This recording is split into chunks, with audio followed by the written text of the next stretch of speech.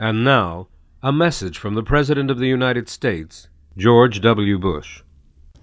Good morning. For more than a week, the people of the nation of Georgia have withstood assault from the Russian military. The world has watched with alarm as Russia invaded a sovereign neighboring state and threatened a democratic government elected by its people. This act is completely unacceptable to the free nations of the world.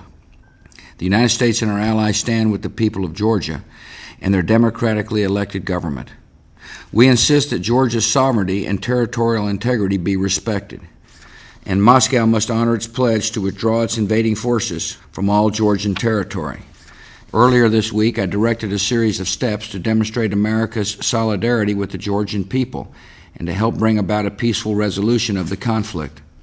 On Thursday, Secretary of State Condoleezza Rice was in France, where she conferred with President Sarkozy about the diplomatic effort that the French government is leading on behalf of the European Union.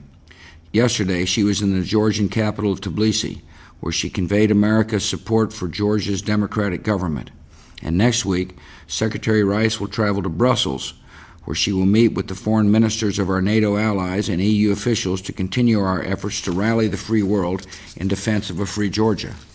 Secretary of Defense Robert Gates is overseeing a mission by the United States military to provide humanitarian aid for the people of Georgia. In recent days, U.S. cargo planes carrying humanitarian supplies have arrived in Georgia. In the days ahead, we will continue using U.S. aircraft and other assets as needed to deliver more humanitarian and medical supplies. Russia has agreed to let in all forms of humanitarian assistance, and Russia must keep open all lines of communication and transport, including seaports, airports, roads, and airspace, for civilian transit and the delivery of humanitarian assistance. Some Americans listening today may wonder why events taking place in a small country halfway around the world matter to the United States. In the years since it gained independence after the Soviet Union's collapse, Georgia has become a courageous democracy whose people are making the tough choices that are required of free societies. Since the Rose Revolution in 2003, the Georgian people have held free elections, opened up their economy, and built the foundations of a successful democracy. Georgia has sent troops to Afghanistan and Iraq to help others achieve the liberty that they struggled so hard to attain. To further strengthen their democracy, Georgia has sought to join the free institutions of the West. The people of Georgia have cast their lot with the free world, and we will not cast them aside. Georgia's emergence as a young democracy has been part of an inspiring and hopeful new chapter in Europe's history. Europe has moved beyond the world wars that killed millions of people and the Cold War that divided its citizens between two superpowers. For the first time in memory, Europe is becoming a continent that is whole, free, and at peace.